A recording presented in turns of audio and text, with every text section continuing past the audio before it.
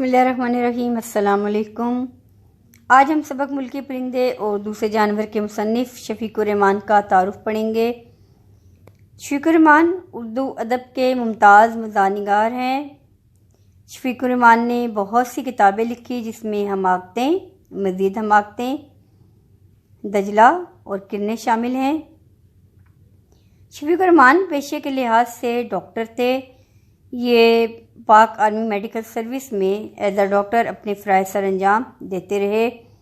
1980 میں ریٹائر ہوئے۔ شفیق الرحمان کے تعارف کے بارے میں پڑھتے ہیں۔ شفیق الرحمان 1920 سے پیدا ہوئے اور سن 2000 میں فوت ہوئے۔ اس طرح شفیق الرحمان کا عرصہ حیات 80 سال پر مشتمل ہے۔ شفیق الرحمان 1920 میں ضلع جلندھر میں کلانور کے مقام پر پیدا ہوئے۔ 1942 میں king Edward medical college Lahore سے MBBS کا امتحان اعزاز کے ساتھ پاس کیا۔ اعزاز کا مطلب ہے عزت، یعنی کہ انہوں نے MBBS کا امتحان بہت اچھے اور اعلیٰ نمبروں سے پاس کیا، اس میں پوزیشن لی اور ان کی قابلیت اور میڈیکل میں نمایاں پوزیشن کی وجہ سے 1 سال کے اندر ہی انہیں فوج میں انڈین آرمی میڈیکل سروس میں لے لیا گیا۔ پاکستان اس وقت تک قائم نہیں ہوا تھا، لہٰذا یہ MBBS کرنے کے بعد انڈین آرمی میڈیکل سروس کا حصہ بنے۔ بڑے اعزاز کی بات تھی کہ ایک مسلمان نے Indian army medical service join کی، ورنہ سول سروسز میں مسلمانوں کا جانا ناممکن بات تھی۔ لیکن شفیق الرحمان ایک قابل شخص تھے، لہٰذا انہوں نے اپنی قابلیت سے جگہ بنائی، اور جب پاکستان قائم ہو گیا تو انہوں نے انڈین آرمی میڈیکل سروس چھوڑی اور پاکستان آرمی کا حصہ بنے اور ترقی کرتے کرتے میجر جنرل کے عہدے تک پہنچ گئے۔ 1980 میں اکادمی ادبیات پاکستان کے چیئرمین مقرر ہوئے۔ جب یہ میجر جنرل کے عہدے سے مستعفی ہوئے، جب اس سے یہ ریٹائر ہوئے، تو اس کے بعد انہوں نے اکادمی ادبیات پاکستان کے چیئرمین کی حیثیت سے عہدہ سنبھالا اور 6 سال اسی شعبے سے منسلک رہے۔ 6 سال یعنی 1980 تا 1986 یہ علمی اور ادبی خدمات سر انجام دیتے رہے۔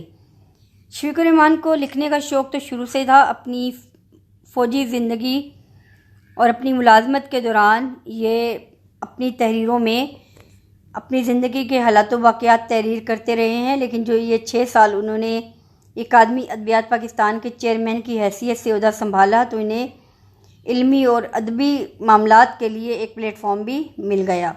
شفیق الرحمان کا انداز مزاح کیسا تھا؟ شفیق الرحمان کے مزاح کا انداز ہلکا پھلکا ہے۔ وہ بڑے ہلکے پھلکے اور عام انداز میں مزاح تحریر کرتے ہیں۔ ان کا مزاح کا انداز انتہائی شائستہ ہے۔ نہایت شائستگی سے انہوں نے مزاح کو تحریر کیا ہے۔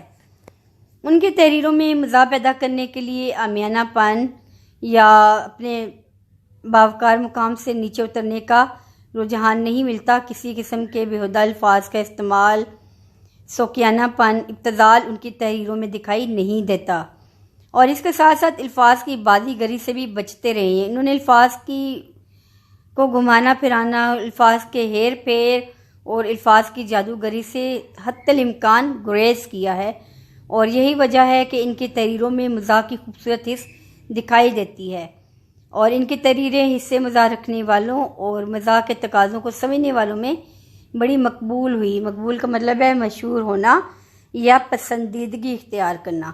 تو جو لوگ مزاح پڑھنے کے شوقین تھے انہیں شفیق الرحمان کی تحریریں بہت پسند تھیں۔ شفیق الرحمان نے بڑے عمدہ اور سادہ انداز میں مزاح پیدا کیا ہے۔ نہ صرف وہ قاری کا دل بہلاتے ہیں، اس کے پڑھنے کے شوق کو تسکین دیتے ہیں، بلکہ انسانی رویوں، انسانی مزاج، بشری بیماریوں، حسد، بغض، کینہ اور دوسروں کو ایذا پہنچانے کے جو رویے ہیں ان پر بھی بڑے خوبصورت اور سلجھے ہوئے انداز میں طنز کرتے دکھائی دیتے ہیں۔ لیکن طنز برائے اصلاح ہے، اس انداز سے ہے کہ قاری پڑھنے کے بعد اپنے اندر موجود خامیوں سے آگاہ بھی ہوتا ہے اور اس کے بعد ان کی اصلاح کی کوشش بھی کرتا ہے۔ تو یہ تھا شفیق الرحمان کے مزاح کا انداز۔ اب دیکھتے ہیں ان کی تحریریں۔ 1942 میں ان کے افسانوں کا پہلا مجموعہ کرنیں شائع ہوا۔ اس کے بعد دیگر مجموعوں میں شگوفے، مد و جزر، حماقتیں، مزید حماقتیں اور دجلہ وغیرہ زیادہ مشہور ہیں۔